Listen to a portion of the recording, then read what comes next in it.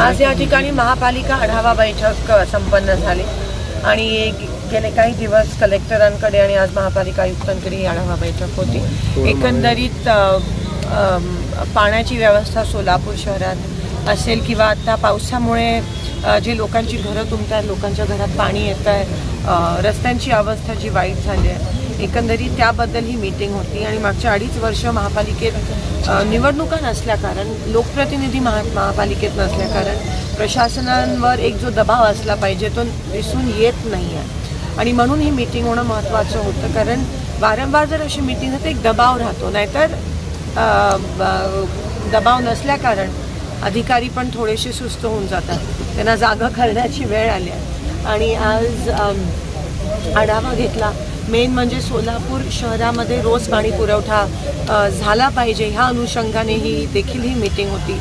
नोव्हेंबरपर्यंत आपली जी दुहेरी पाईपलाईन आहे त्याचं काम पूर्ण होतं आहे असं आम्हाला आश्वासन तरी आता शब्द दिला आयुक्त मॅडमनी आणि त्याच्यानंतर जो आपला पाण्याचा प्रश्न आहे तो बऱ्यापैकी कायमस्वरूपी मिटेल।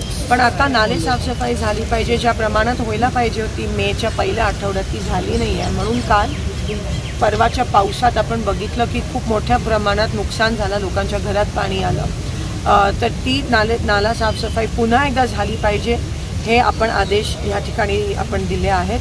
त्यासोबत आपलं एक 99 कोटीचं प्रपोजल हे UD सेक्रेटरी गोविंदराजजींकडे आहे, ते आपले जे स्टॉर्म ड्रेन आहे त्याच्यासाठी ते थोडेसे नीट करण्यासाठी, म्हणजे पुन्हा एकदा सोलापुरात हे सिच्युएशन नाही झालं पाहिजे। तर गोविंदराजजींशी बोलणं झालं की ते आम्हाला ताबडतोब करून द्या, तुमच्या टेबलमध्ये त्याला मान्यता प्राप्त करून द्या आणि एक 433 कोटीचं जे देखील ड्रेनेजचं प्रपोजल त्यांच्या टेबलवर आहे UD सेक्रेटरी। ह्या 2 गोष्टींबाबत आपण त्यांना फोनवर आपला संपर्क झाला आहे, पण त्याचा फॉलोअप पण राहील माझ्याकडून आणि ते विषय लागल्यास लोकसभेमध्ये देखील सोलापूरचा पाणी प्रश्नाचा, सोलापूरच्या विमानतळाचा विषय जो आहे तो नक्कीच मी मांडीन येणाऱ्या दिवसात, एवढं मी आपल्याला आश्वस्त करेन। सार्वजनिक आरोग्य पद मानलं गेलं, त्याचबरोबर वर्षानुवर्ष हे पाणी साचतंय, घरात शिरतंय, नाले सफाईचं तज्ज्ञ अभियंत्याची गरज आहे असं वाटतं? नाही, 100% इकडे अभियंत्याची गरज आहे, ऑडिटची गरज आहे। तुम्हाला माहिती आहे की काडादी चाळीचा जो विषय होता तिकडे त्या रस्त्याचा, तो आपण मागे लागून तो आता सुटला आहे, तर दबाव असणं गरजेचं आहे। प्रशासनावर लोकप्रतिनिधींचा पण दबाव असणं गरजेचं आहे। मागचे काही दिवसापासून इलेक्शन नसल्या कारण आणि योग्य नेतृत्व सोलापूरला सेंट्रल गव्हर्नमेंटमध्ये किंवा मंत्र्यांच्या माध्यमातून, पालकमंत्र्यांच्या माध्यमातून नसल्या कारण सोलापूरचं खूप मोठं नुकसान त्या ठिकाणी झालं आहे। आता त्याची भरपाई होणं महत्त्वाचं आहे, कामाला लागणं गरजेचं आहे।